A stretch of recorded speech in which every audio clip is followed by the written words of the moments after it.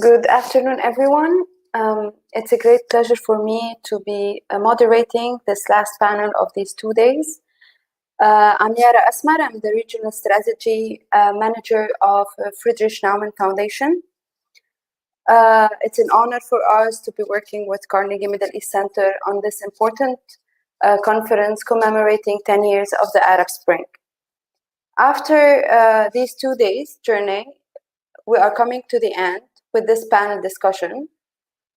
In these 2 days, we tried to unfold the different layers of the Arab Spring.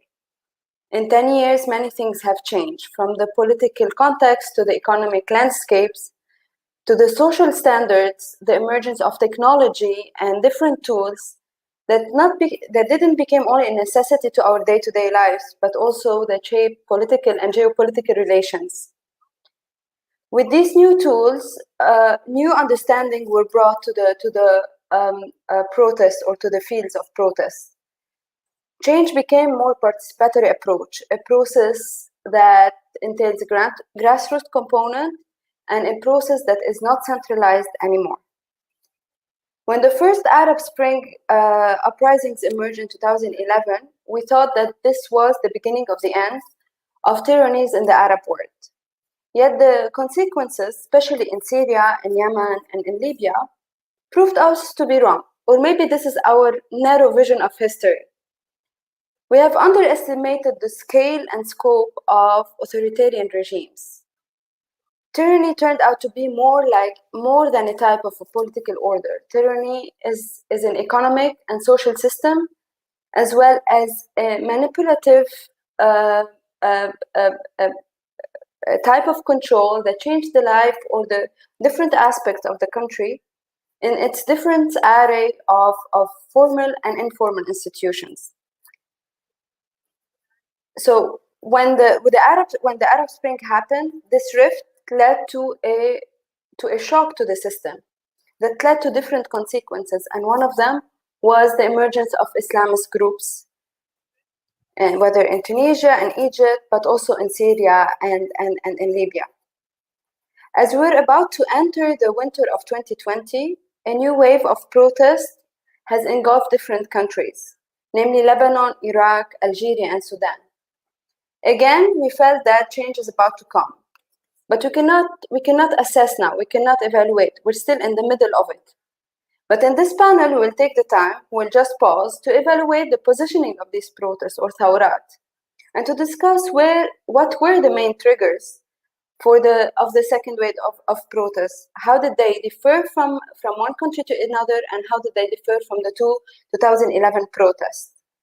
What did these new protests bring to the table? Did they evolve? Did they build experiences from the past?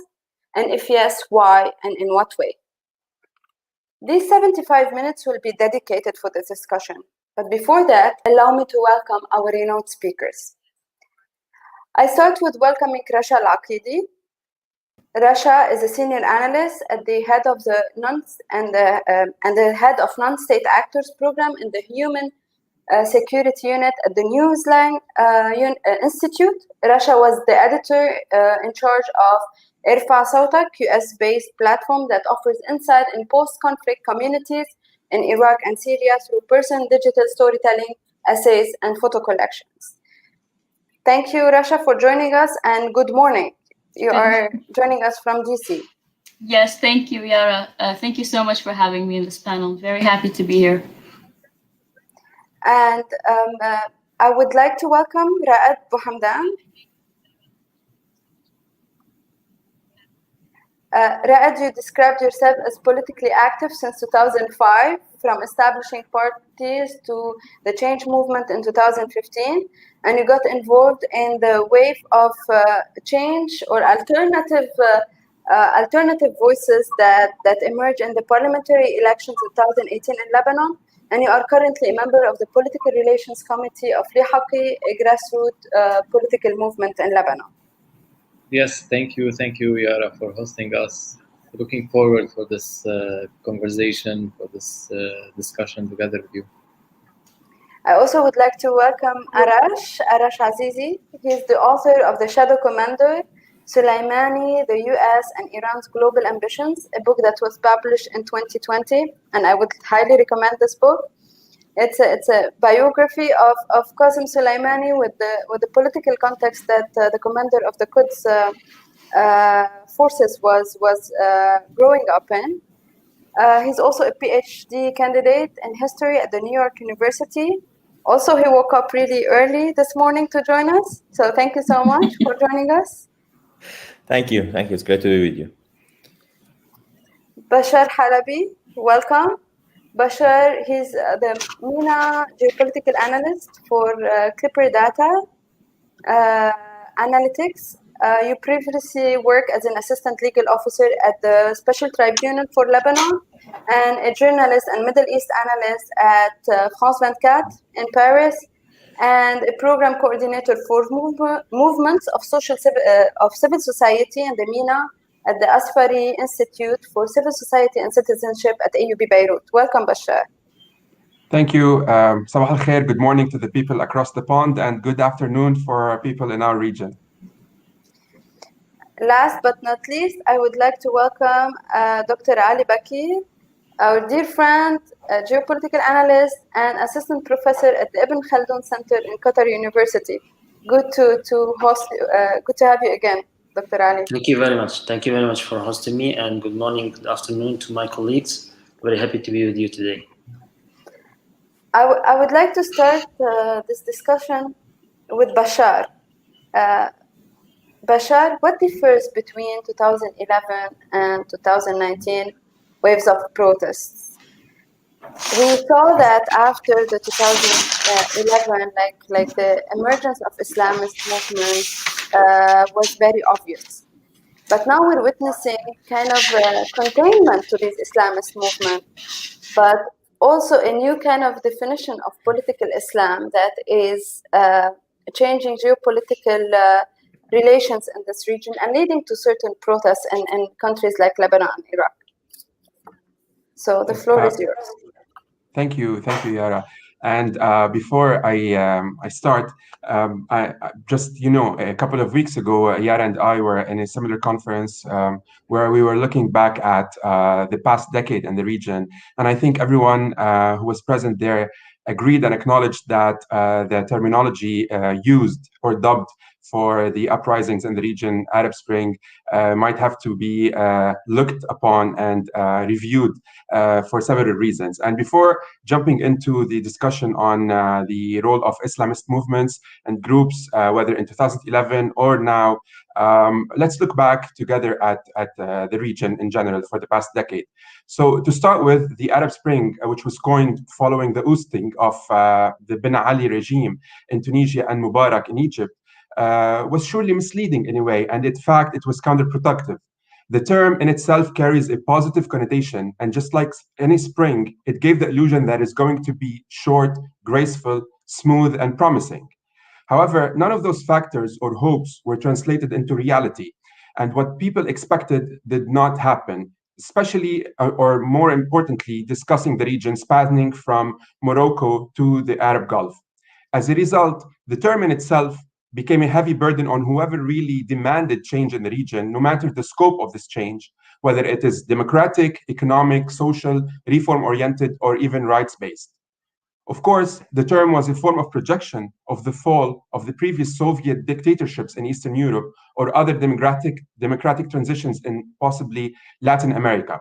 With the complexity of the region laying heavy on its inhabitants, and with the uprising at many instances falling short of what people had projected on them, the term was weaponized by the counter-revolutionary forces in the region to showcase the juxtaposition between the promises and the reality on the ground, which they consciously manufactured through repression, violence, and brutality in general.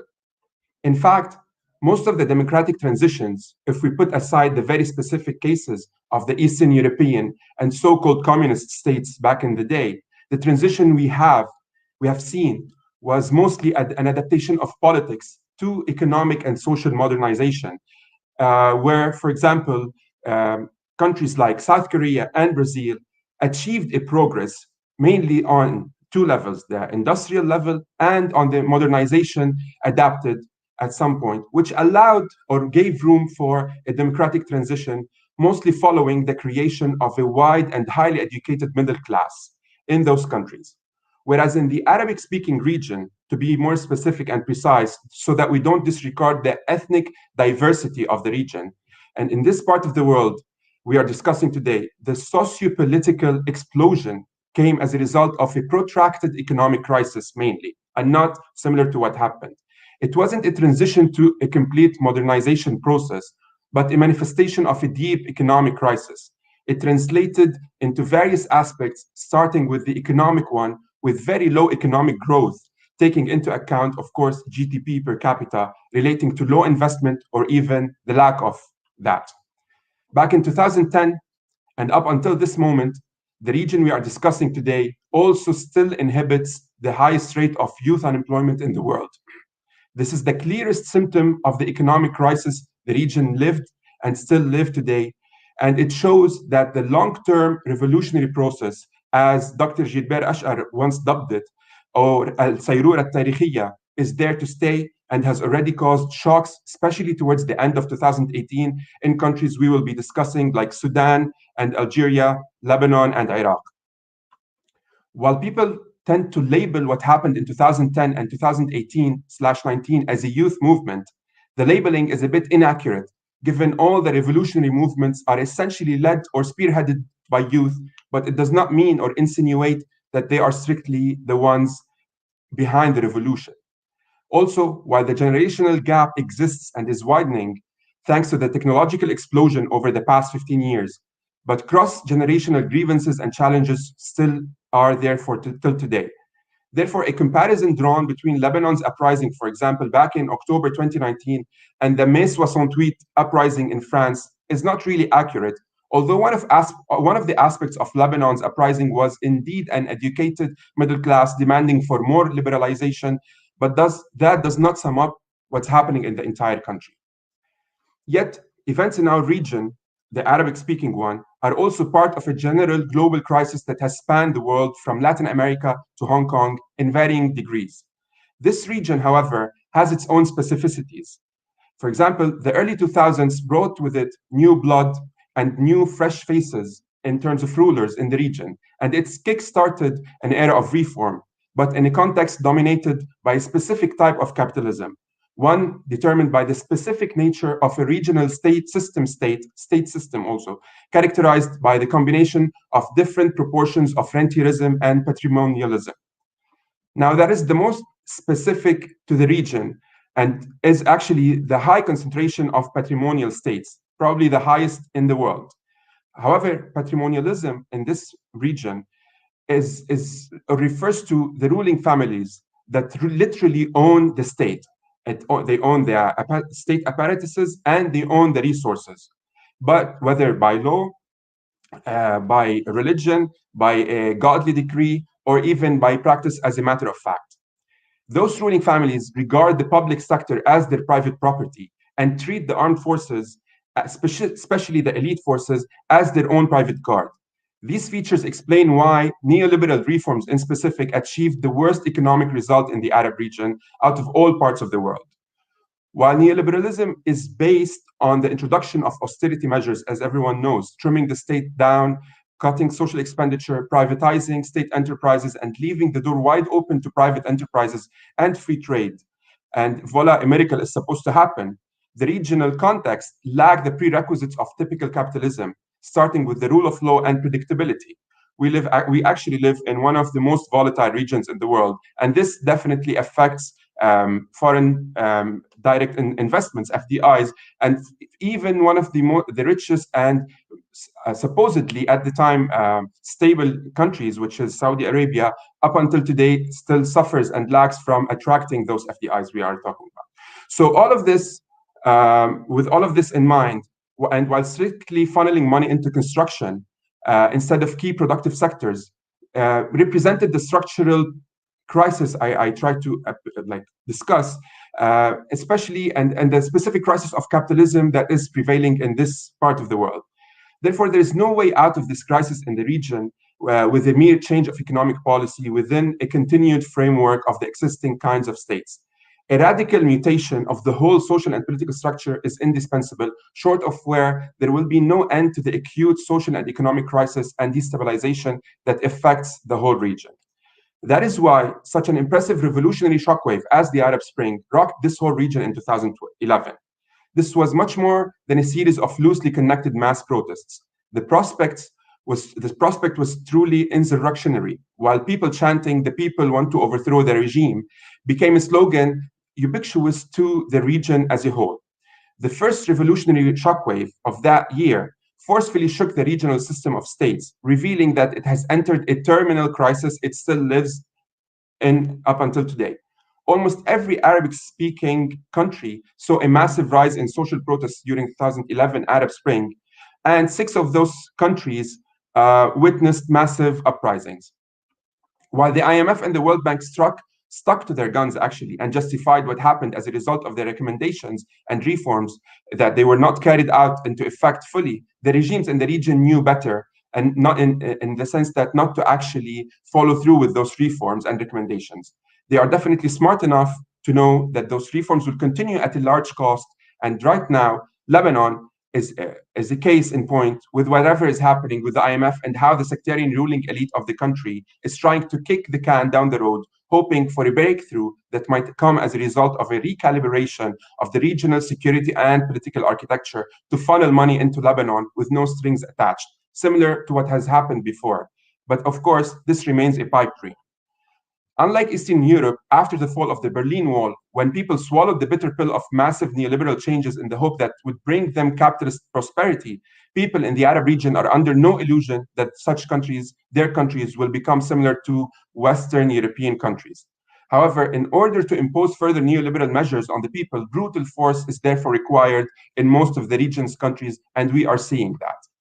The full implementation does not go hand in hand, unfortunately, with liberal democracy, as many has theorized. The first such radical implementation was in Chile, of course, under the rule of Pinochet. However, in Egypt, or in Egypt's case, it is currently taking place under the post-2013 the restoring of the dictatorship by Abdel Fattah al-Sisi, the most brutal of regimes Egypt probably have endured in decades. The Sisi regime has gone the furthest in implementing the full range of neoliberal means and measures and that are advocated by the IMF at a huge cost of the population, with a steep rise in the cost of living and food prices, transport, and what have you. People also have are completely devastated, especially, for example, in Egypt's case. And the main reason why their anger did not explode once again in the streets of Cairo on a massive scale is that they are now deterred by the state terror. But the full implementation of those reforms and recipes did not produce economic miracles, and it won't produce one in the future.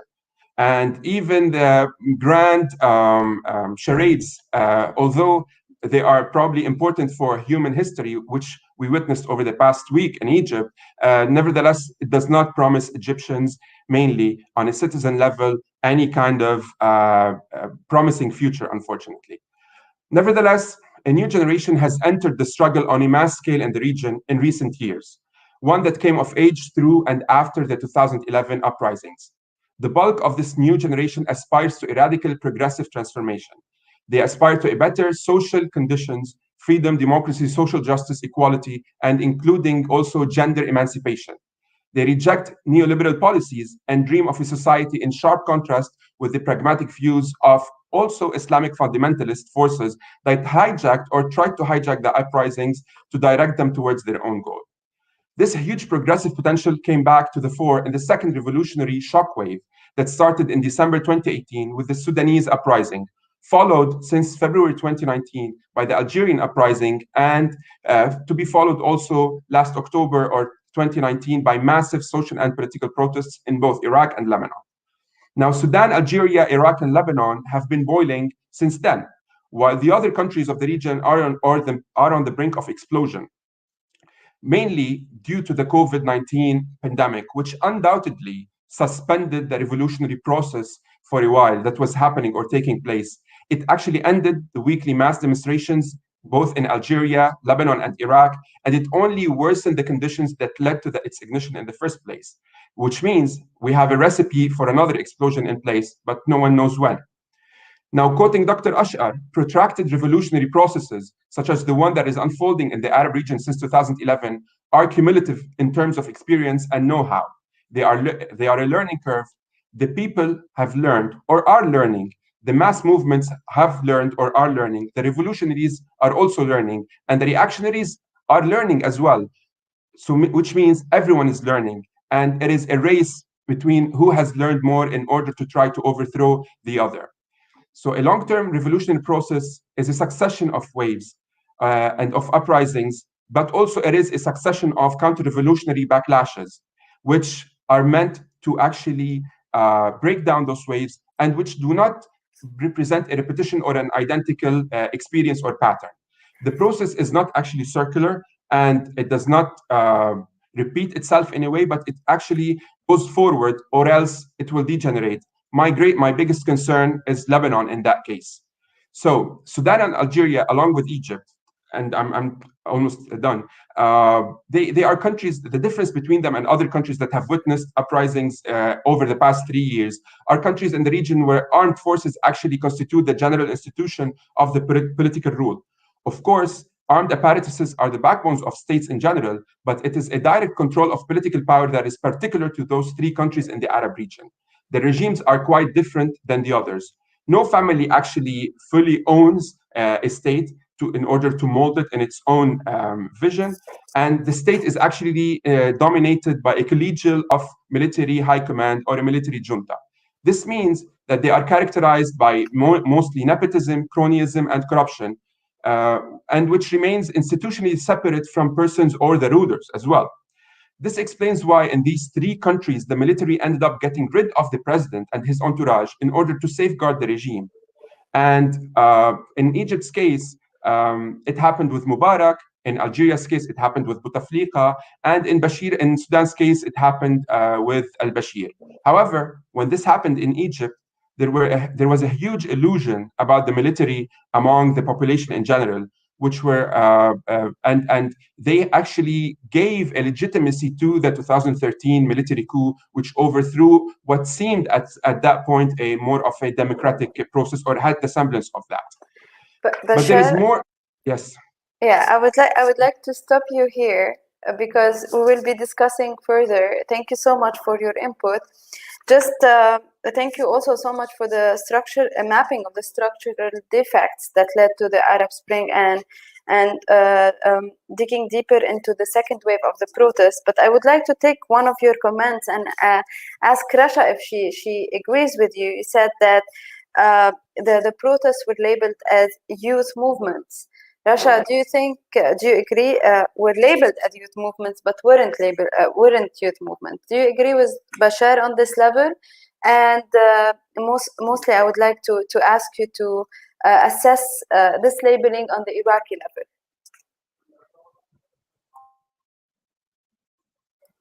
Sorry, I was muted.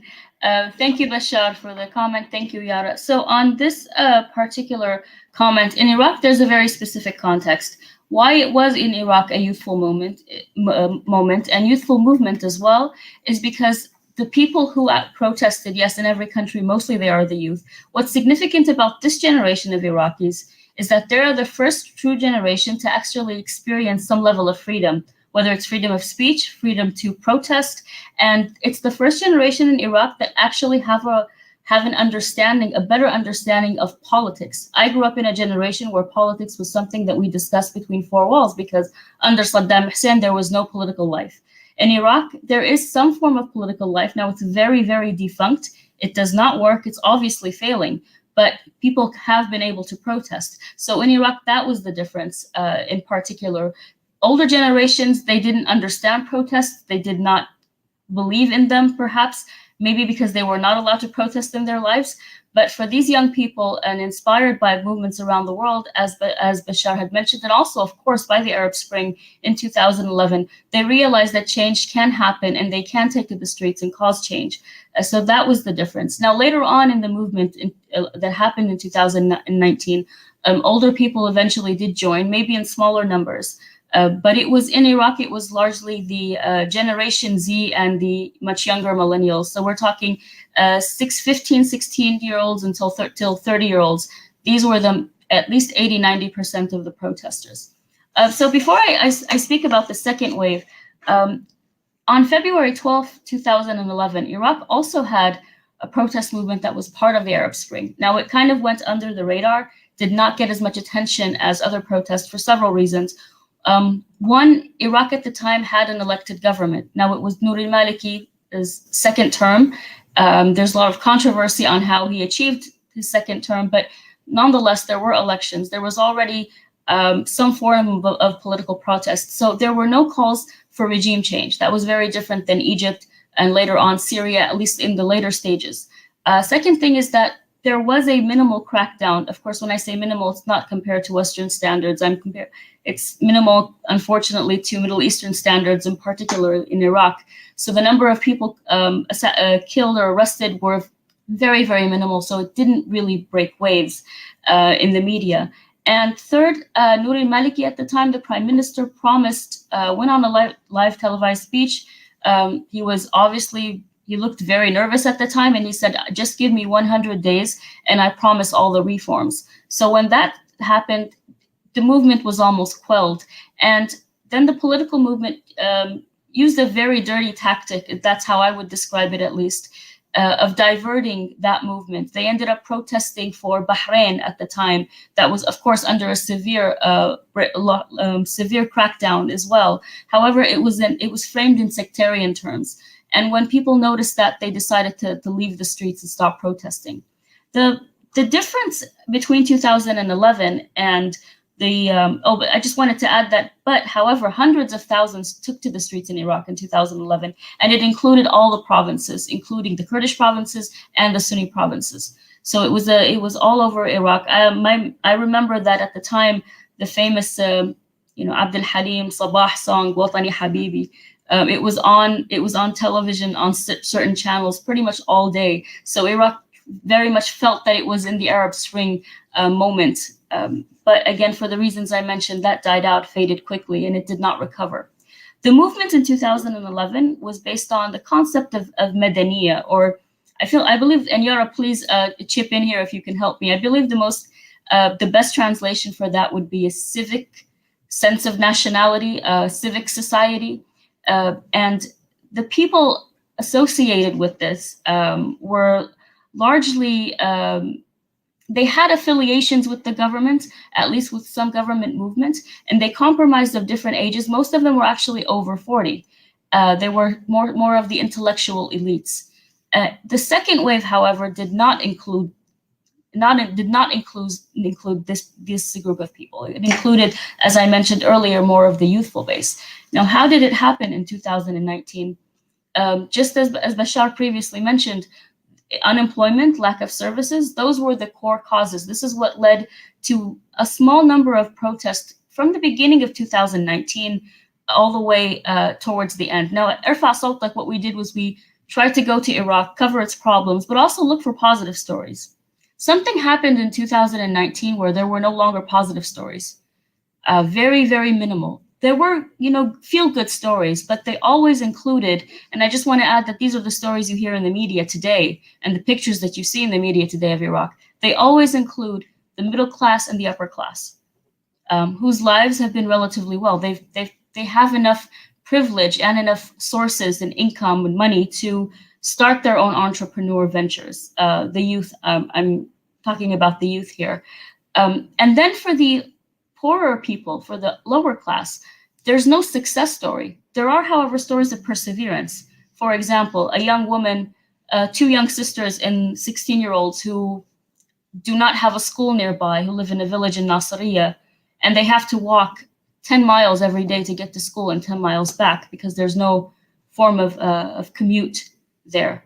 this was considered a perseverance story. And it felt kind of unfair that how come the poorer people are just we're kind of telling them, just live with it, deal with your circumstances, do what you can to survive. That makes you a hero. Whereas we're congratulating the richer, wealthy kids who have the means to do whatever they want.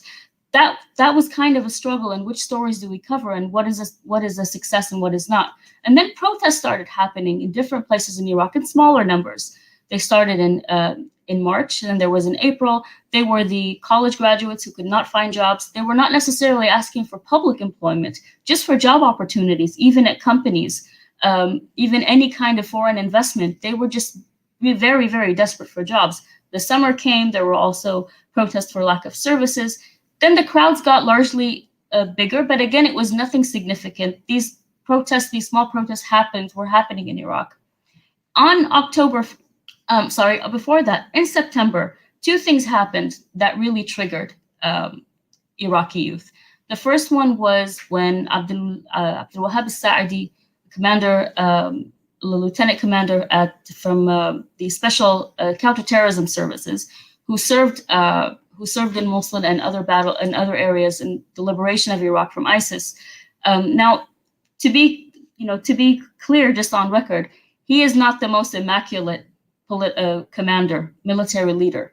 The destruction caused in Mosul and elsewhere was obviously severe. However, people all over Iraq admired and adored this man for one reason: he was not sectarian.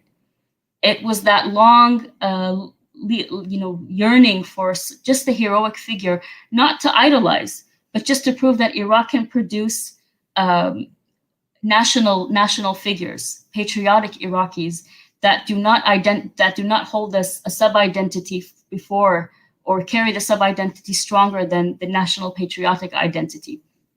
And when he was demoted, and that made a lot of people angry, because it looked as like the government was rewarding corruption and would reward sectarianism wherever it was, but would not reward, let's say, true patriots.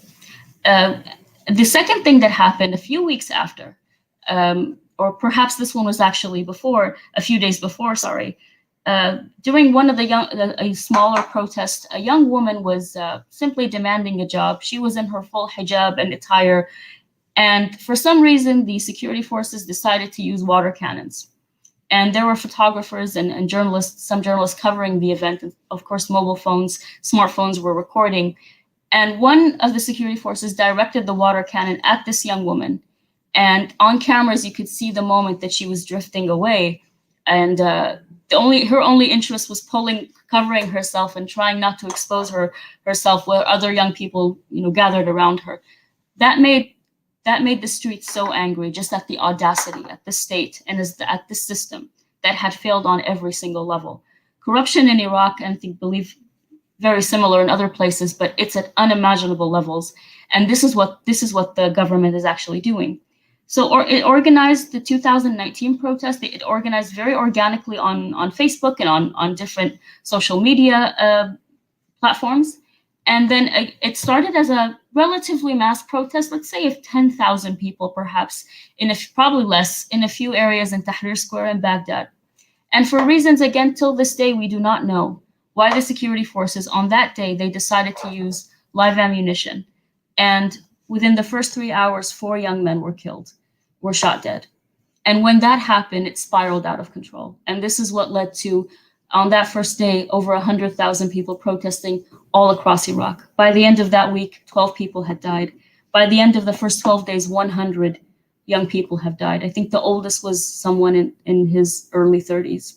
Their stories, and I did a quick profile on their stories, young men who had chai carts selling tea and other, refreshments. Others were unemployed looking for jobs. Others were manual workers. These were the protesters who were killed. And as their story became popular and people read about them, there was more emotion. Now, there was a 12-day pause.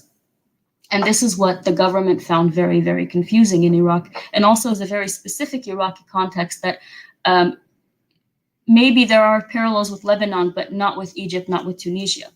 Is the reason for this pausing was we want these 12 days to commemorate the martyrdom of Imam Hussein. So it ended up being a very different dynamic. This government is not dealing with Sunni anger or angst. They're not dealing with Kurdish calls for federalism or separatism. They're dealing with their core base that they have for years tried to convince that the new system in Iraq is their savior, is their ruler, the upper Shia class that saved them from the Sunni tyranny. So they are protesting against them, and it confused the leadership, it confused the security forces, it confused everyone who was part of the pre-2003 opposition that are now part of the government. How do they deal with this Shia youth who have grown up on satellite channel, on internet, who believe in protest, who know more about politics than they did when they were young, who don't believe that the sub-identity or sectarian identity should precede Iraq, who believe that religion plays an important role in social life and could be a spiritual guidance, and is definitely important. A huge component of the protesters were actually very observant Shia youth, but it was not a way for, it was never meant to dictate their lives and to be a leeway for corruption. How do they deal with these protesters now? There was hopes that on October 25th, and that was the date that was decided upon to renew the protest, that they would have died out by then. And I believe I remember reading many articles saying that's going to happen, it's not going to continue. On October 25, the numbers had quadrupled by then. And it was something that Prime Minister Adel Abdel Mahdi and all his advisors did not know how to deal with. So those were, that was very different from, right there, that was different from the other protests in the region. Also different from the 2011, that this was not the civic, there was no ideology behind it really. This was not, intellectual. It was very organic. The people, it included all different, different levels of society. So you have the people who are highly educated with PhDs who are looking for jobs. Some of them actually had a job, but they were still, the slogan was, we want a homeland. It was that feeling that they just wanted a proper country, a place that they can call a homeland. And it also included 16 and 17-year-olds who say, we just want to live like the rest of the world.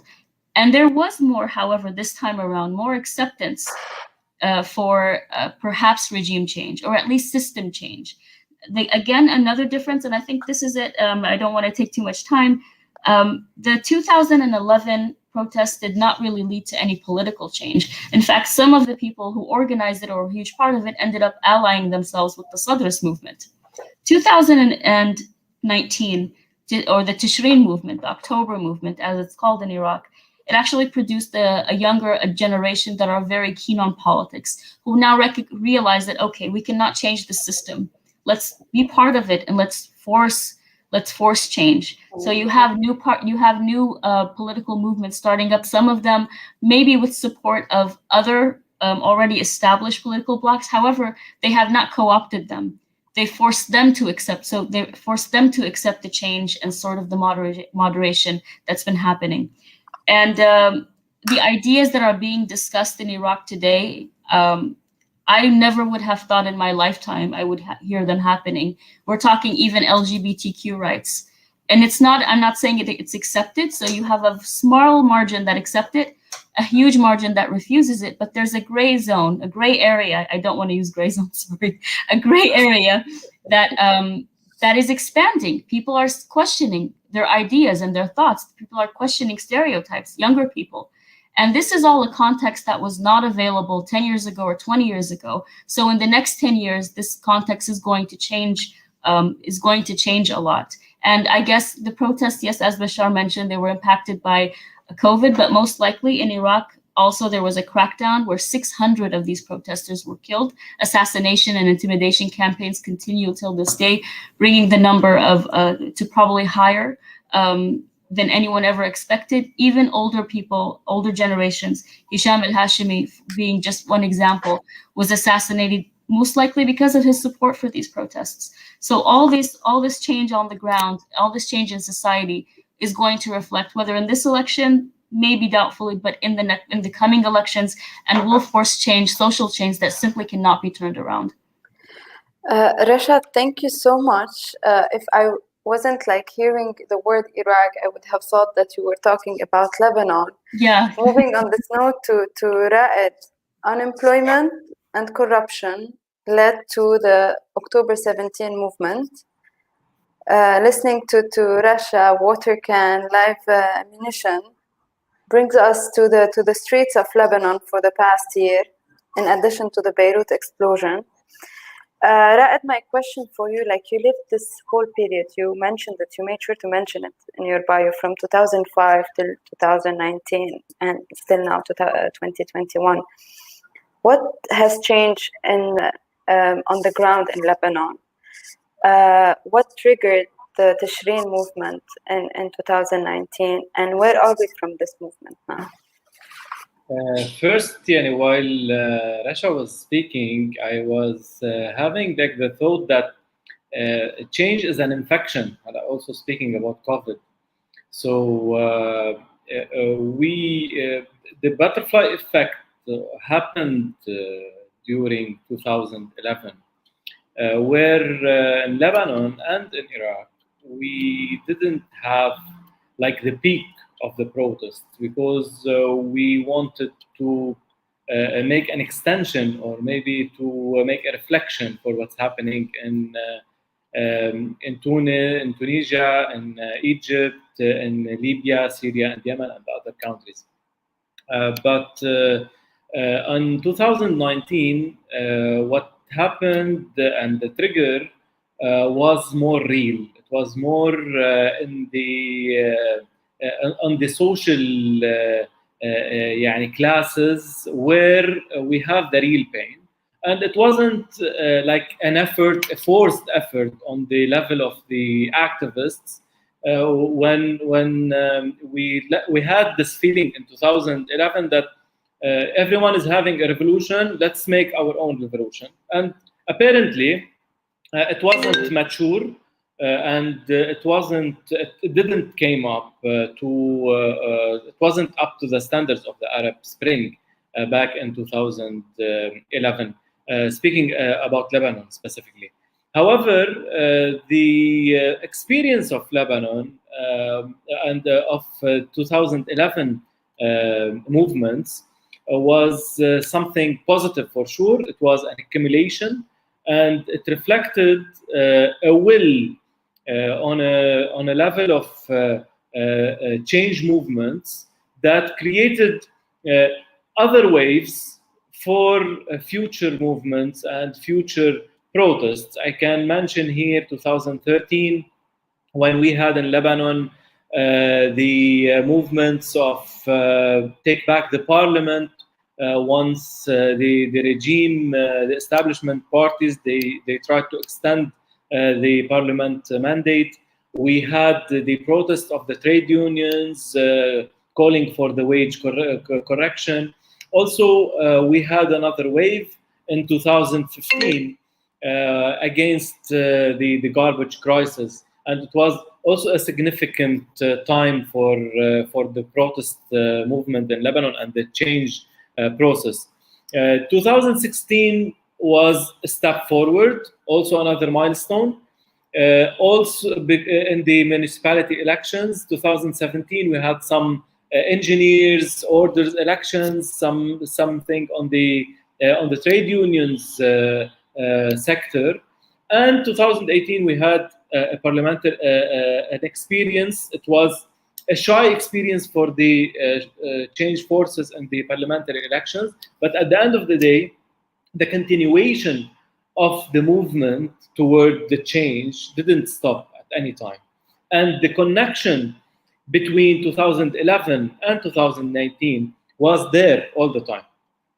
In 2019, and here I can come back to your question specifically. In 2019, we had the socioeconomic aspect and the socioeconomic motive that made people go to the street. Although before that, we can all remember that, for example, the civic rights and the political rights were always on our agendas. As I can say, the change groups and forces active in Lebanon during that time. We had a lot of movements and protests.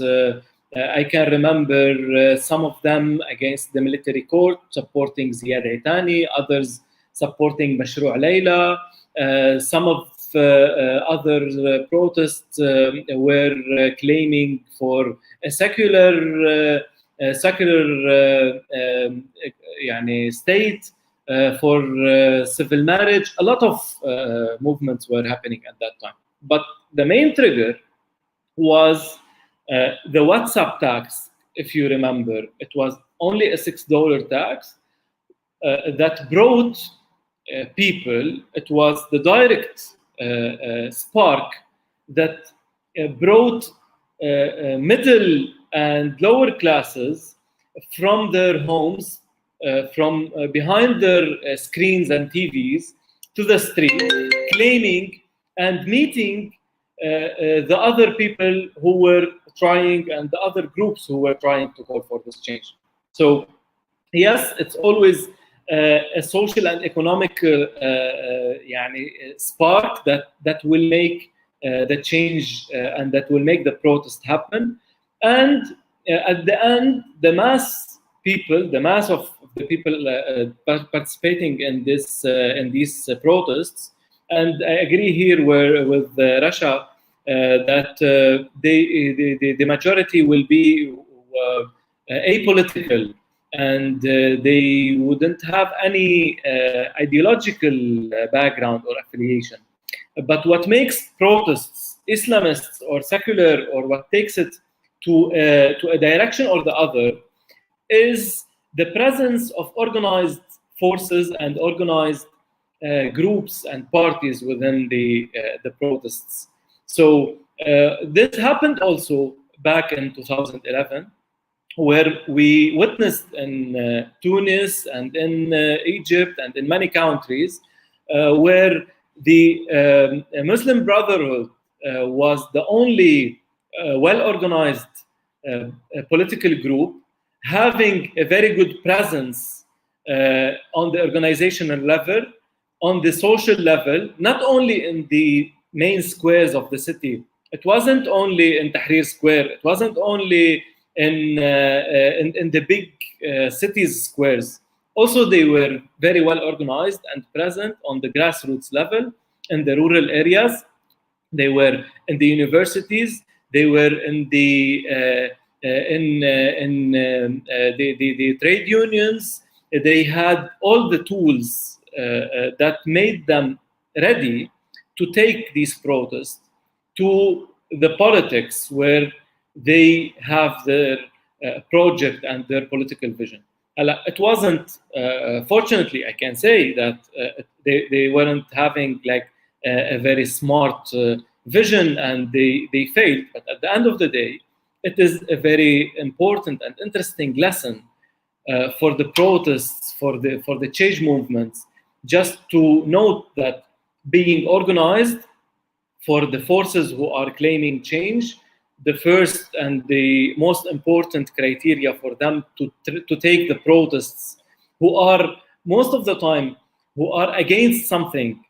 People who are in the street, they know very well what they are against, but they don't know I'm talking about the collective awareness and the collective will.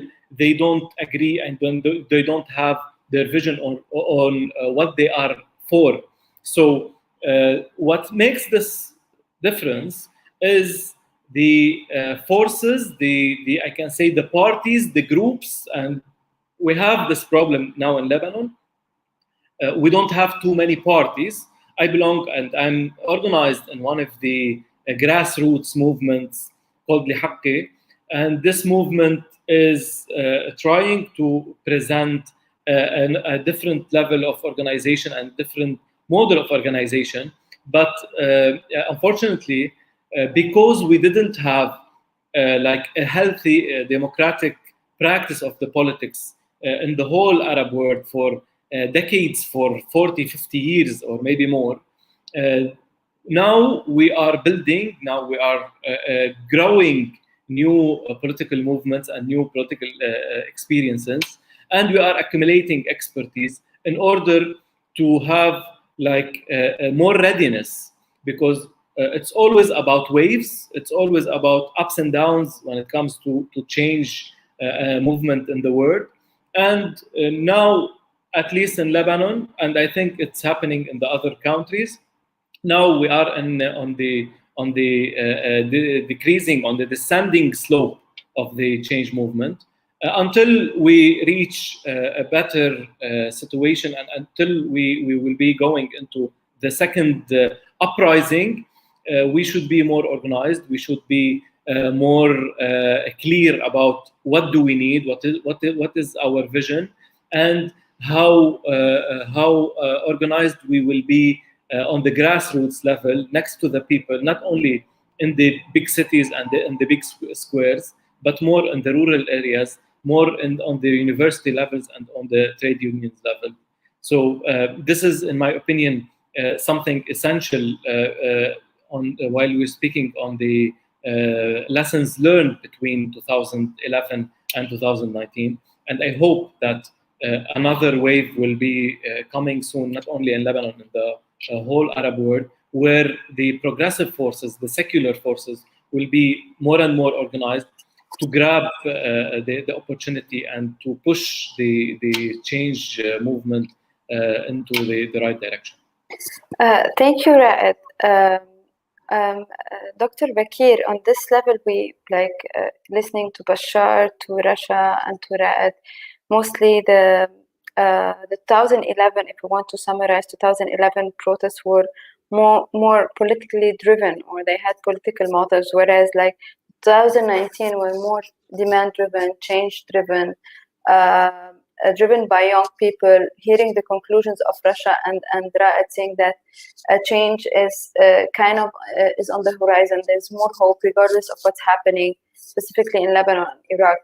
I would like to know your assessment on the difference between round 1 and round 2 of the protest, but also how the international community is receiving these protests and perceiving these protests.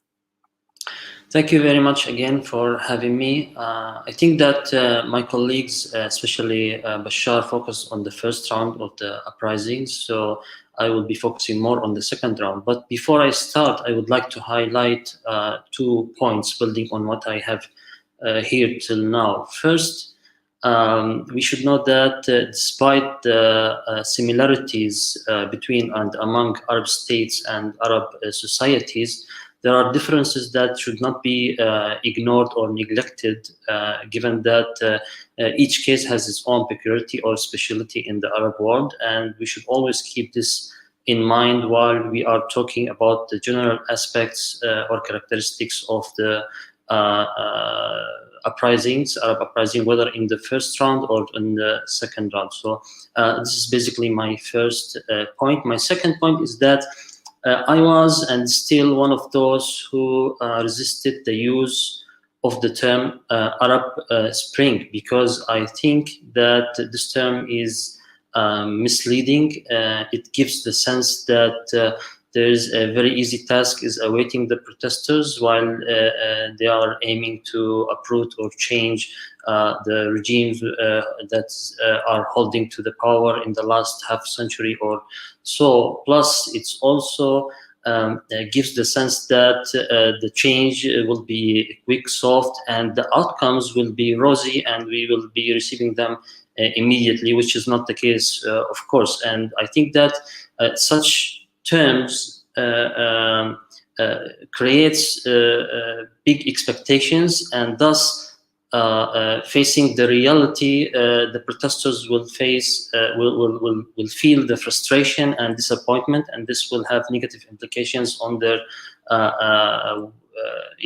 activities while working to change the situation in the Arab world. So we should always take these 2 points in consideration while we discussing the Arab uprisings, because it's very important for the experts to take this in their consideration, and also the protesters who are working on the ground. Now, Starting from the causes of the second round of the Arab uprising, I would say that they may differ from one country to another. The indirect, direct causes of the second wave of the Arab uprising. For example, my friend Ra'ed told about the proposed tax on the WhatsApp application service in Lebanon, and this was the direct cause of the second wave of the uprising in Lebanon. And in, for example, Iraq, it was the rising number of unemployment and corruption, besides the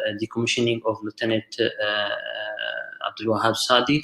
In Sudan, for example, it was the prices of bread and the hikes of the prices in general of the commodities. In Algeria, it was the Bouteflika re-nominating himself again and again for the presidential elections. So we can see that the direct causes are a little bit different from one country to another, but the indirect causes, in my opinion, of the second wave of the protest are pretty much similar to the those which triggered the first wave of the Arab uprisings, meaning that dysfunctional systems, incompetent governments, lack of economic opportunities, lack of freedoms, widespread corruption, social injustice, etc. I mean, within 10 years, the situation became worse in the Arab world, and those countries which survived the first wave suffered more in the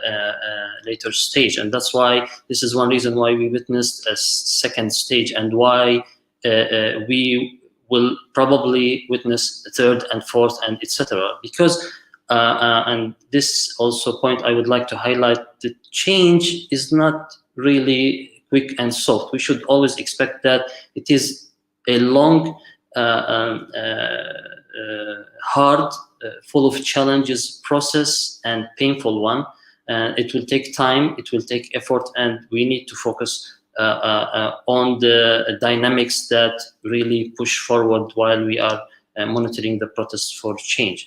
Now, when it comes to the point that whether these the protesters in the second wave or the governments learned something from the first experience, I think that the answer on this question is yes and no at the same time. For the protesters, for example, in the second wave, they seem more aware of the tactics of the governments to diffuse the protests, whether by containment strategies or whether by repression. And that's why in the second wave, we notice in all these countries, whether in Lebanon, Iraq, Sudan, Algeria, the protesters directly demanded radical changes. And they said all of them means all of them, because they already knew that the first wave, which is the demands were actually gradual and it didn't work well. So they tried to go for radical change in the second wave, and they pushed forward with it. Having said this, I think that the protesters in the second wave, we can still see deep ideological, political, and probably sectarian divisions along those who are discontented with the situation, with the Arab regimes. And this is not a positive point, in my opinion, because we feel that everyone is trying to uproot the other one. The leftists are against the liberals and Islamists, liberals are against Islamists and leftists, and Islamists are against liberals and leftists. And guess who is using this very well? The regimes are very skillful of making use of such divisions and manipulate them in order to keep balance between them, or to use one of them against the other in order to achieve their ultimate goal of staying in the power at the end of the day. And that's why we come to the question whether the governments and the regimes learned something from the first wave or not. I think that they probably developed their tactics to diffuse the protests, and that's why if we monitored the second wave of the protests in these countries, we will notice that the military and or the security apparatus in almost all these states got involved in staging cosmetic transition This was obvious in Algeria, where the army took lead of the process, and also in Sudan, the army was actually part of the transitional process, and in Iraq, where the security forces or the Shiite militia got involved in the process to defuse the protesters with the backing of Iran, and also in Lebanon, where Shiite militia, again with the support of Iran, mainly Hezbollah, tried to defuse this and come up with a staged government. So the governments are also learning how to use tactics to keep the power in their hands. On the other hand, I would say also that they don't learn that using this way and trying to prolong the process or resisting the change, let alone the radical change, will only result a worse situation on the long term, and this will be very negative, not only to the regimes themselves, but also to the people and to the states. But obviously, taking into consideration what's happening in Syria and Libya and Egypt elsewhere, the regimes do not really care to what will be going in the future. Their own ultimate goal is to keep the power in their hands at the current time, no matter what it costs. So this is on the side where the governments are not learning that resisting the change is resulting in a worse situation. Also, we noticed that the lack of the international support to the second wave of the protests, which was pretty obvious, because again, the governments use different tactics than the first wave against the uprisings, and they tried not to trigger or alarm the international community about the using force against the protesters or trying to defuse their movements. So I think that I'm taking a lot of time, but I will try to summarize and finish. Yes. Okay.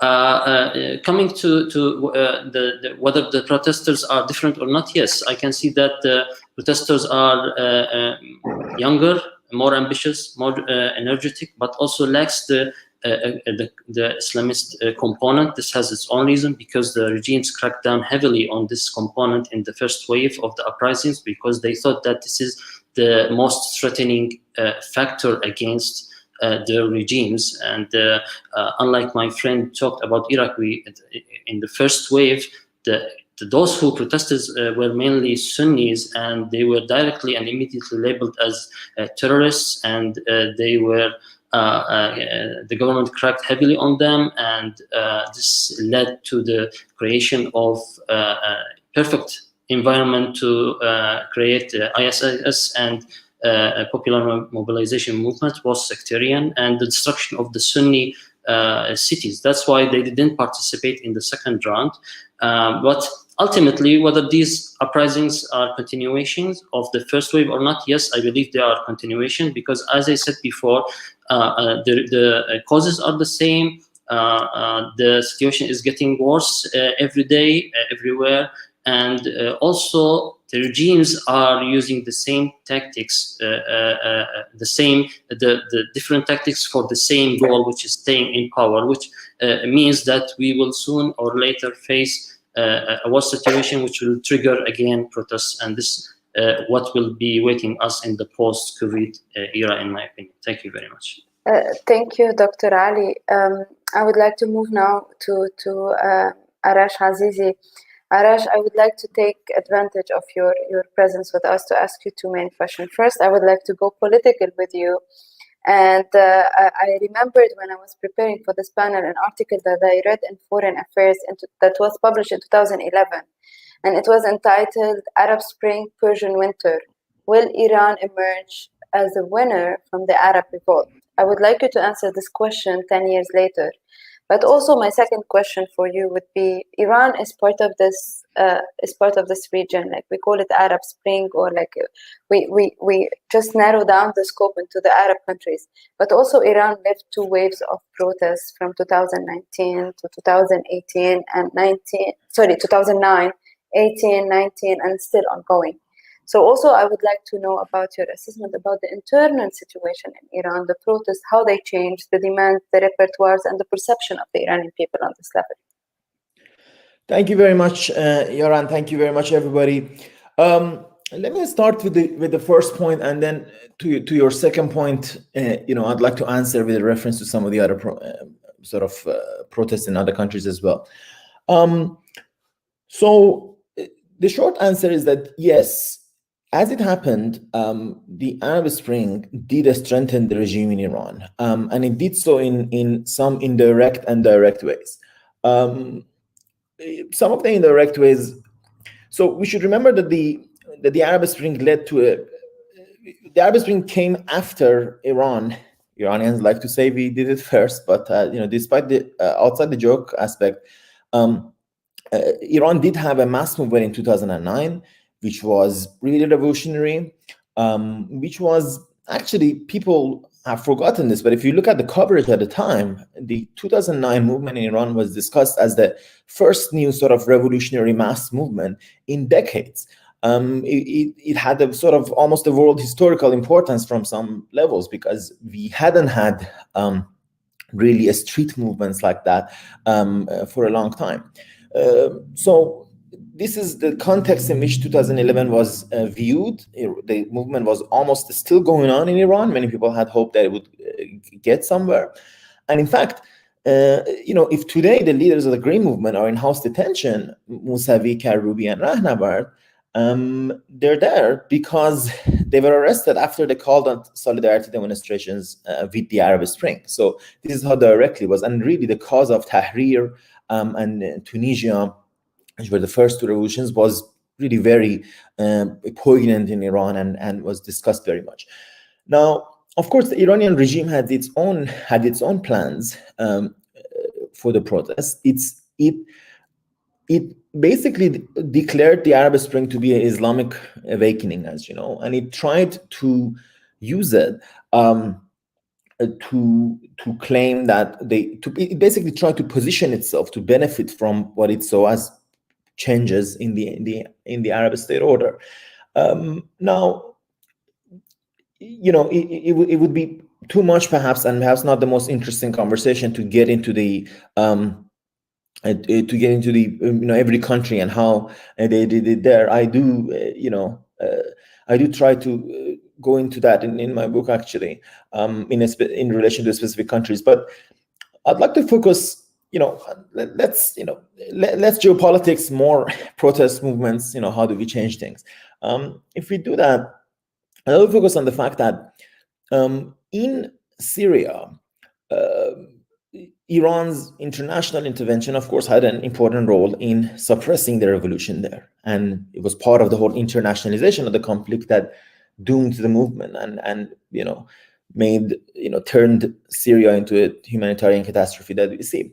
But also as importantly, this has strengthened the regime in Iran, which was very worried about losing its sort of only Arab ally in the region, and that's why it went all in.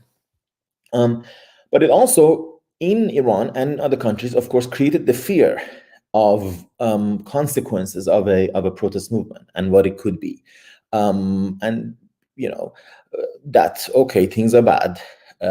We're happy to go out and protest, but do we want Iran to become like Syria? Do we want it to become a place of mass dispossession and all that?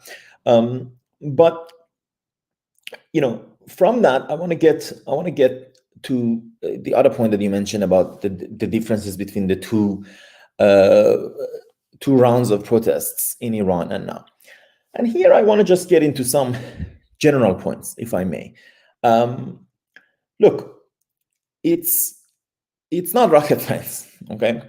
We have, I think it's basically damaging, actually, if I may speak directly, to when you want to discuss protests, a structural analysis can be misleading sometimes. It's important to understand the general structural reasons, but basically almost obsessive focus on what sparks different protests can be misleading, and I'll tell you what I mean by this. So, in my opinion, as a very student of history, I have a lot of belief in contingency. I believe history is not made necessarily by deep structural reasons, that are inevitable. Okay. but that these structural reasons set the stage, and then it is the actual back and forth of social forces that make history and make the difference. Two, as a good old Marxist, I'll bring the old Marx dictum from Karl Marx, who said, people don't make their history freely, but they do make it within the conditions and the constraints that are given. What I mean by this, basically, and how can we look at it in relation to Iran and the protests of the 2 rounds, and also I hopeful with other countries. The point here is that there are general dissatisfaction and disagreements and unhappinesses in different societies to different levels. And people are born to a society, to a given state and social setting, and they have these dissatisfactions. Now, most of the time, most people don't like to do any political, like the rest of us, right?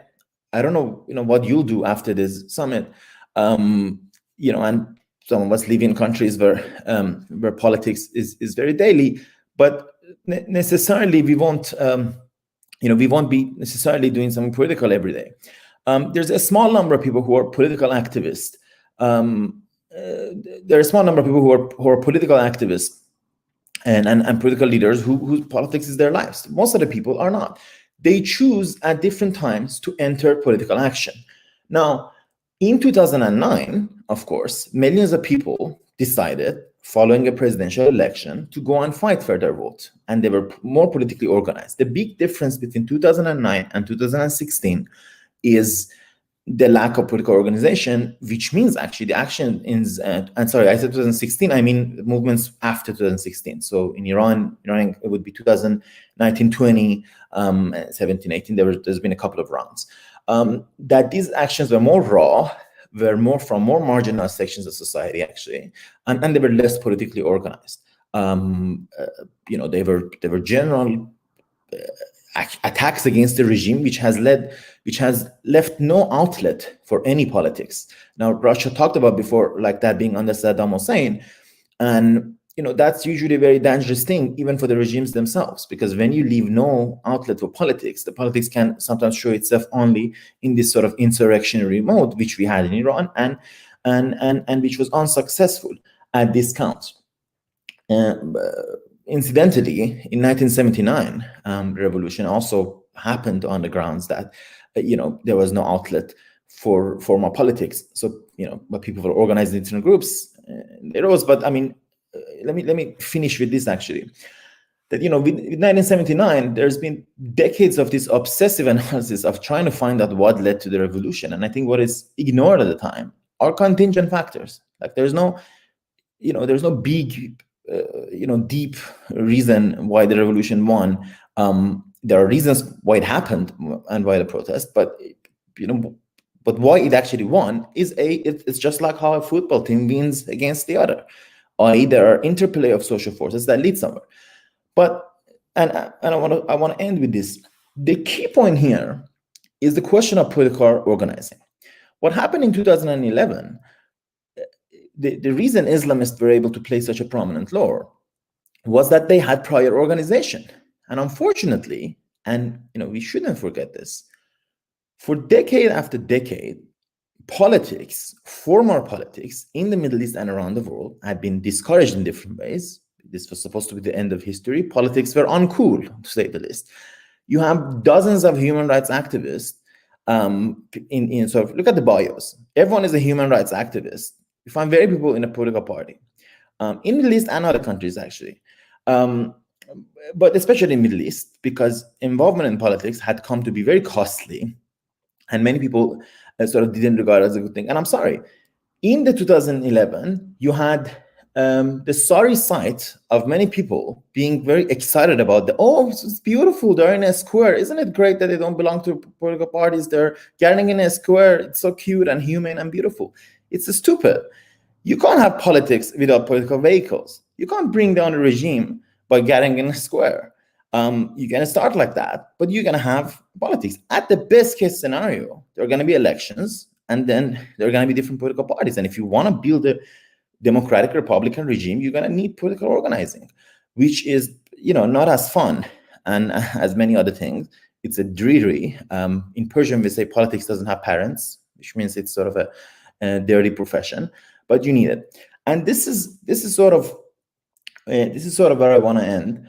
The need for political vehicles, because the absence of political vehicles that could carry out the ideals of the Arab Revolution of the 2011, i.e., building of democracies, is what doomed them in many cases. In fact, the sort of famous case of Tunisia, where it was successful partly, was because they did have political vehicles. Actually, the UGTT, the French trade, the sort of Freudian slip, not French, but the old sort of trade union confederation, and the fact that it worked actually with the main Islamist party, who had for many years decided that it wanted to not be an Islamist like others, but a Muslim democracy, as Anushi called it. They had decided this decades ago, and they worked together, and they built a parliamentary democratic system, which has its own contradictions now, and it actually might break up.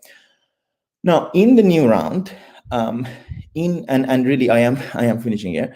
In the new round, in Iraq and Lebanon, the new movement, the big difference, I would say basically that Algeria and Sudan are like the Arab Spring. In Iraq and Lebanon, you have a new condition, sort of a new movement, whose main demand is basically anti-sectarian in the direction of national patriotic demands, as Russia said, and effective state. They basically want to say, look, we need to have effective state. In order for it to be effective, it needs to be not patchwork of different sects and then controlled by foreign powers, but an effective state. It's the most sane, progressive demand you could actually make in those conditions. In fact, it should have been the main framework for many years, but it wasn't, because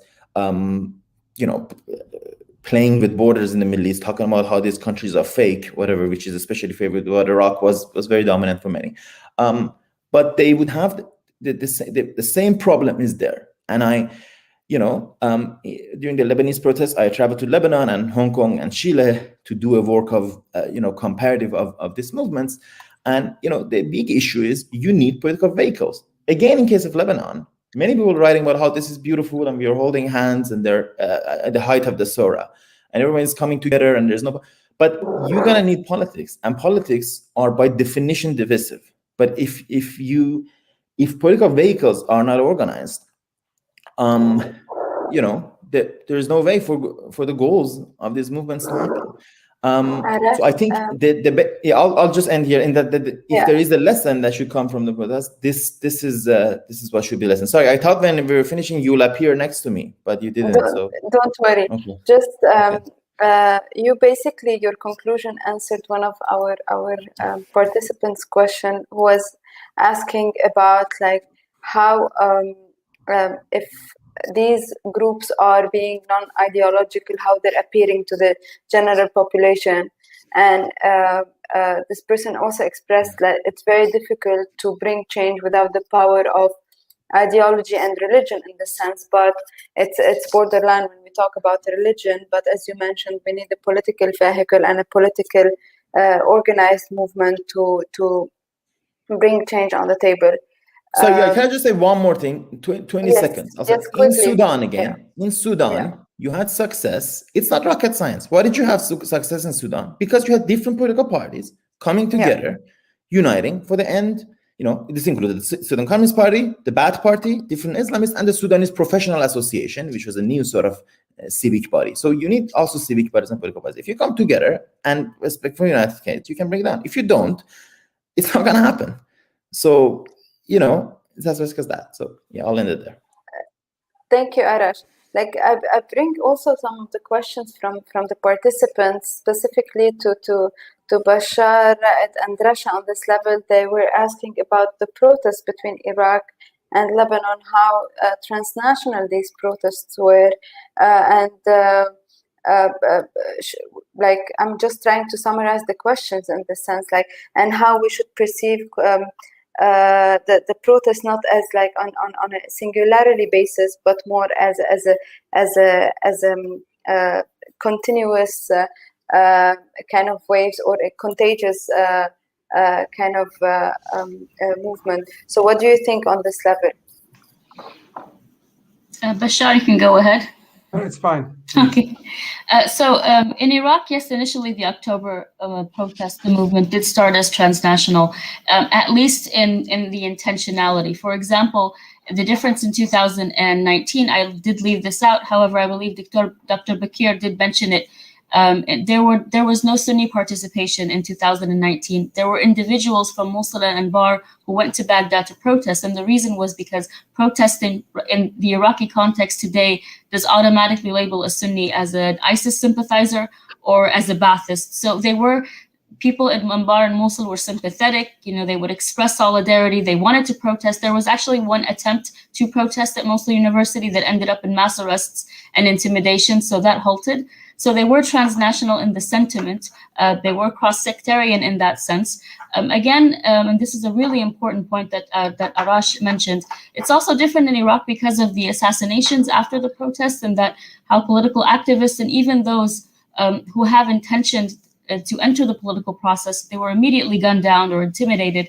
It's hard for them to do that. But because there was no political, and this answers quickly another question that I'm just reading as well, because there was no political participation, at least immediately, or no expression or desire to enter the political process, that led to sort of not only a dying out of the movement, but also in some kind of vacuum where political parties were able to infiltrate.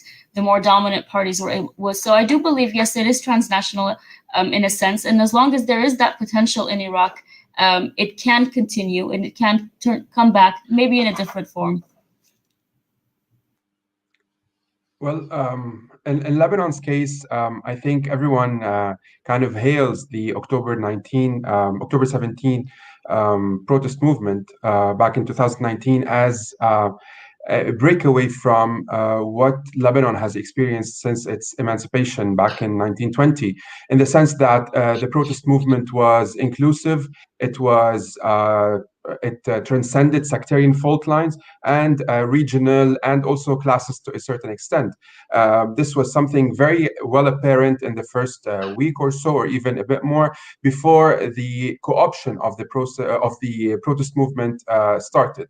However, given that the baseline of what combined all those people together was strictly corruption, and was also the economic situation to a certain extent, this resulted in a counterproductive reaction, in the sense that it actually stripped the movement, and I refer to what Arash was saying, it stripped it from a real and in-depth politicization process, and kept it on a shallow level, in the sense that people were denouncing the corruption in the system under the all means all slogan, which became very prominent. But this slogan in itself kind of diffused the targeting against the system. It kind of misinterpreted the allocation of responsibility in the system, and it actually became a buffer and a safety net for the system in itself from the protest movement, which eventually dwindled, mainly due to the COVID situation. However, we have two other very important factors that have heavily influenced the dwindling of the protest movement in general, which is the August 8, 2020 port explosion, which blew 1/4 of the city away, and which blew actually the heart of, or one of the heart of the cities and the protest movement, where people were gathering at some point and moving towards the square in Beirut. And of course, those people are not representative of the entire movements in the country, but at least they were active anyway. And also we have an unprecedented economic situation, crisis meltdown, and with the lira losing almost 90% of its value, also people losing their purchasing power. We have almost over 60% of the population under poverty line. All those factors kind of strip people from the agency, and were all tools dominated by the regime, by the sectarian ruling elite, in order to play this hot potato kind of game, play this blame game, which was coordinated one way or the other between each other in order to diffuse responsibility and in order to mask it or تجهيله in a way which also favors the traditional sectarian political parties and does not favor actually the whether the movements that emancipated after the October 17 movement or before the movements which, for example, Ra'id belongs to. So right now, one of the major problems and one of the major factors that the regime is capitalizing on is this disenfranchisement among the different groups that emanated, the fact that communication is not up to a certain level where it can create, or those groups can come together under an umbrella, whatever that is, and create a solid alternative, a solid opposition in order not to topple the system, because we know, especially in Lebanon's case, this is almost impossible. But in order to achieve a certain breakthrough in this like destruction and inhiyar al-madid that Lebanon is living since October 19 or even before. And one last point, although the WhatsApp tariff in a way was the direct cause or spark of what happened in Lebanon. However, the wildfires that engulfed Lebanon only few days before the WhatsApp movement is what really exposed it. It burned down our forests, but it also exposed the country, it exposed the government, it exposed the sectarian ruling elite, because those nepotist systems that were in place, the clientelist systems that were in place, always gave or projected some sort of security and safety for the members of it. And I'm talking to sects specifically, that I don't care what happens to the other. I know that I'm protected by my leader and by my sect. But when fires engulfed the entire country, engulfed different sects, this is when everyone panicked really, and they're like, no, something's wrong, something's happening. Thank you, Bashar. Final remarks, Ra'id and Dr. Ali.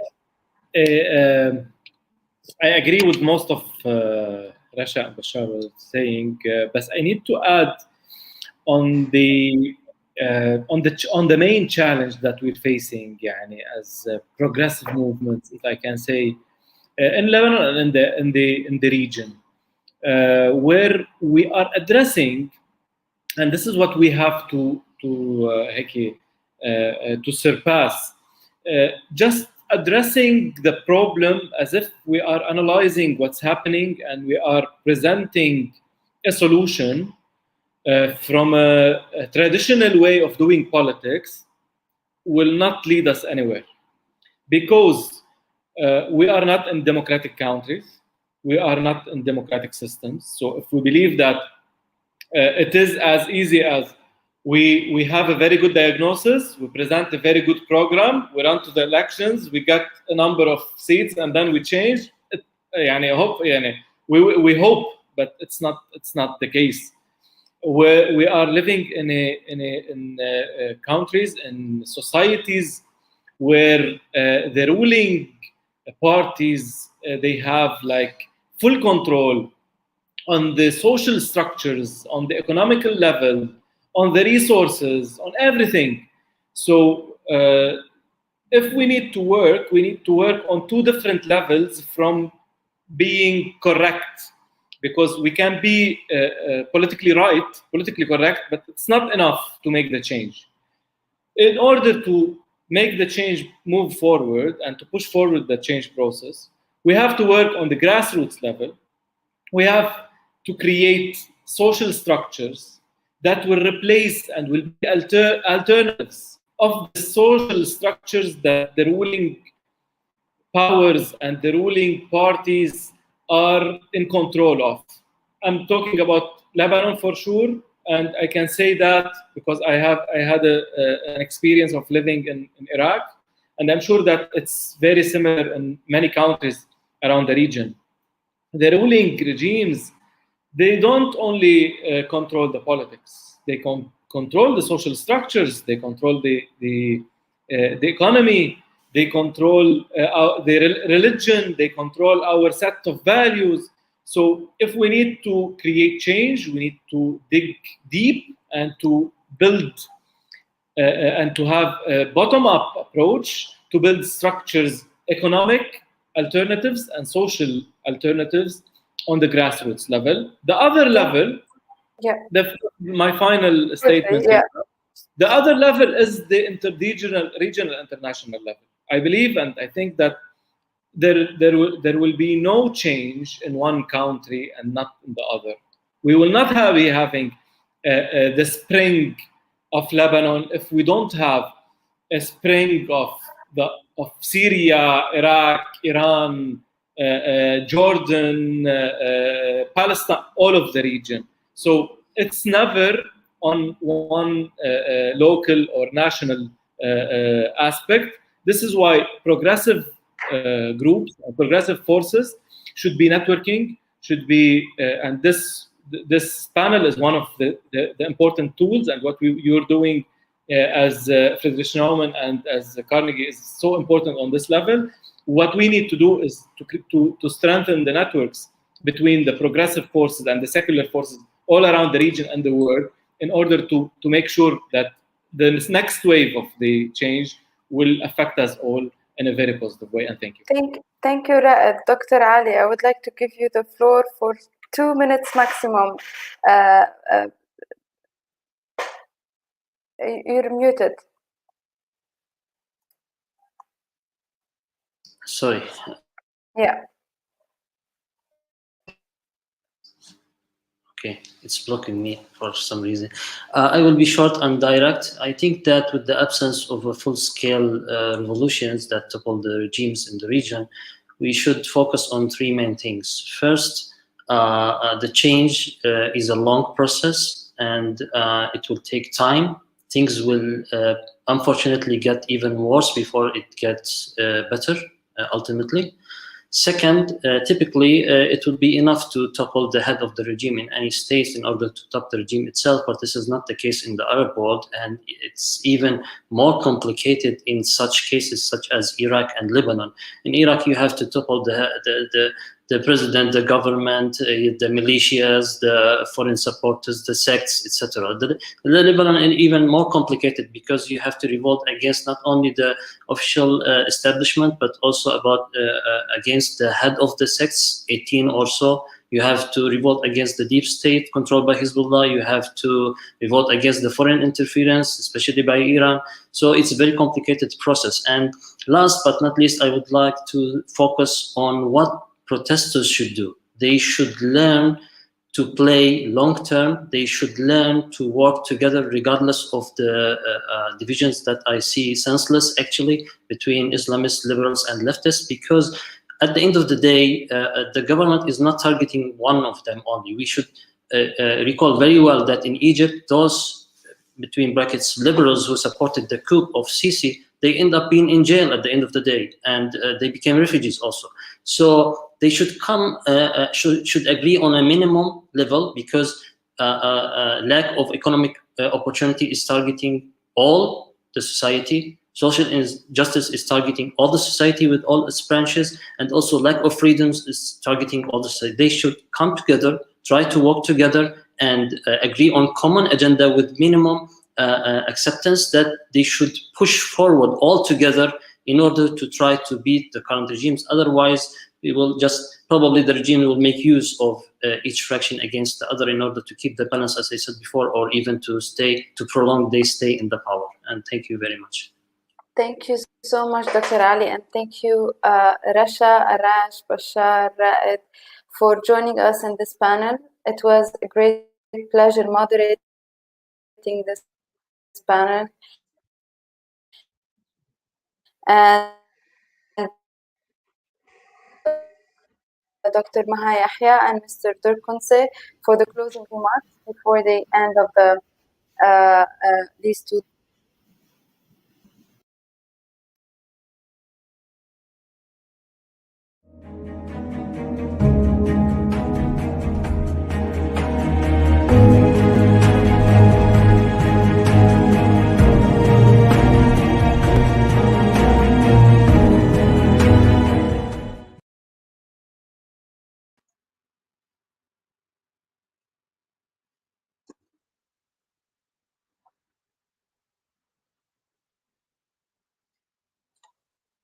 Good afternoon, everyone. let me begin by thanking FNF for a fantastic partnership and thank all the participants over the past 2 days, and both panelists and moderators in the amazing discussions that have happened. I've learned a lot. These panels have covered topics that have ranged from what does the cohort of 2011 say to the cohort of 2019 and vice versa. Lessons there included the need for organization, being ready for the long haul, decentralization of the protest movements, its its inclusiveness, etc. We also explored the role of counter regimes, the counter-revolutionaries across the region, the role of a politics of fear, and perhaps one theme we've heard appearing recurrently over the past 2 days is the sense that there is a barrier of fear that was broken. صفر خوف, zero fear, as was recently said in Lebanon as a result of after the assassination of political activist Luqman Slim. And yet at the same time, there still is a lot of fear as well. We've had participants from Tunis, for example, talking about how the Tunisians are worried and fearful, not of protesting, but if they were to go down to the street again, that their revolution would be stolen from them once more, but also that their demands would not be heard. So it's a different kind of fear, I think, that today manifests itself in different parts of the region. Places like Egypt, fear there is very different. But also here we heard a lot about the role of alternative media, whether it's Daraj or Mada Masr or Rasif, etc. across the region, and the role the alternative media has played in both Jamhuriya in Syria, Hudud in Jordan. I mean, basically the role the alternative media has played in generating debate and discussion about a broad range of topics, whether political, personal, social, economic, cultural, and highlighting the fantastic range of perspectives that exist in this region. Basically, the diversity of views that are as reflective of the diversity of this region's societies across the board. We also heard a lot about the role of women, how women, the state of the feminist movement in this region, the changes where women have taken leadership role, the challenges women have been facing. One of the panelists talked about how under COVID-19, there's been almost a 9-fold increase in violence against women in this region. Now, the increase of domestic violence is actually, unfortunately, a global phenomena. Particularly against women and children. However, in this region, it's been also, it's the repercussions in the context of collapsing economic and political systems, where we have already large percentages of fragile and disenfranchised populations. The implications have become even more significant. And yet at the same time, we heard about how they were pushing forward, trying to put on the agenda not only this issue of the participation of women in public life and political life and decision making, but also their fundamental rights as citizens to be treated equally in front of the law. Again, across the region, Tunisia has been a torchbearer in this sense, and yet there are still a lot of challenges, and these challenges vary from country to country. And finally, we heard about protests. And again, much of what was said in the last panel echoed a lot of the things we were already hearing in the first panel about the need for long-term organization, the challenges that are being faced, the need for institutions, political institutions that would allow for this transition. Definitely, there's a new generation of protesters out there. They recognize the need for institutions. We can already see a move beyond the horizontal amphibious, if you want, kind of protests towards more a combination of both vertical and horizontal, but also with understanding that these movements, these new institutions have to be reflective of broader segments of society. They have to be inclusive and recognize diversity and difference. I really want to thank all the participants again, but most of all, I also want to thank FNF for, again, another successful partnership. It really has been an enriching for the 2 days, and I look forward to more, hopefully, in the future. Kunst, over to you. Thank you very much, Maha. It was really like fantastic, and in a normal setting, I would say, like, I go home with a lot of notes that I have made in the last 2 days. I am home already, so I have them now with me, but I still made the same notes on it, because it was really like a lively debate. And as we could see also, like now in the last panel, hardly anybody wanted to stop in this contributing to the debate and the different debates that we had over the last 2 days. I don't want to repeat and go chronologically through the agenda, but I started yesterday by saying with pointing out some critiques towards the Western or the international community in the name of stability for the region. That is by all means nothing that is generally wrong, but also fatal. But it got underlined when we talked about in the last 2 days also, like how we how there's a need to review the terminology of what we're actually talking about, different waves, spring, and so on, and what it means and so on. Because one of the mistakes that we did as an international community, and here I'm talking from a German foundation, is that we were also, like, just like so many protesters as well, were and hopeful people were swept away. We were swept away by the atmosphere that was that you experience when you're in the eye of the storm.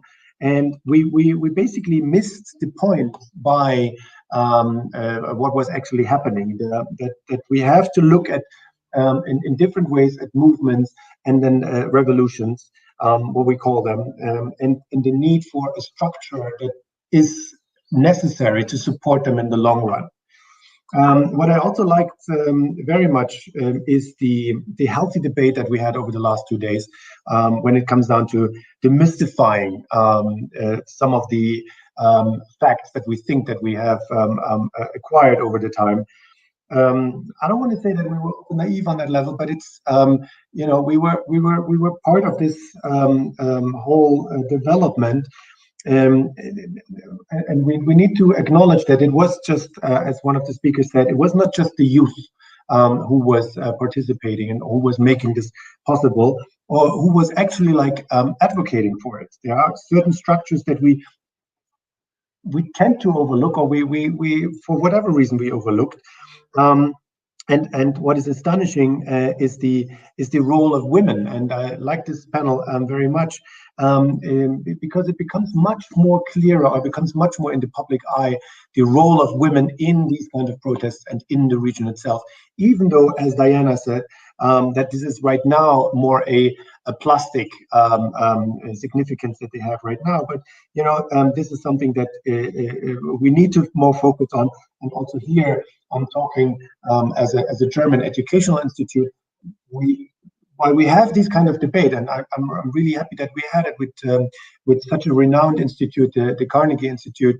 It's so fruitful. It brings the right speakers, it brings the right attention, and it brings the right content to work on this even more. And so when we now look, we certainly know, or we can say that we know why certain changes happen, and we also know certain factors that contributed to the change or that was in the way of it. And now comes our role again as Carnegie, as a think tank, and for us as an education institute, to what do we do with this? What do we do with this knowledge that we know? What does it lead us in the future? We have an election coming up in not only in Syria, but there will be changes happening. And how will the international community be when where will it stand when it comes to it? And where will the international community stand whenever another eruption is happening?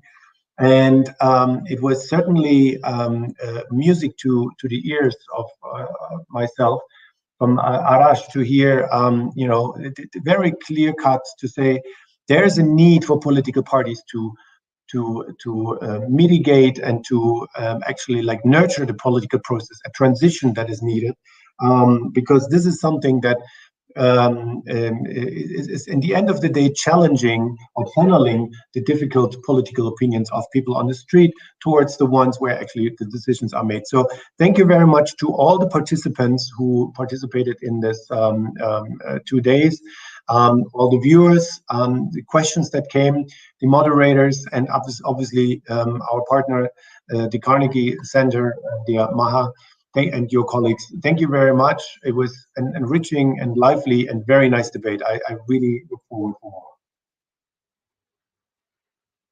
Same here. Thank you, Kirst.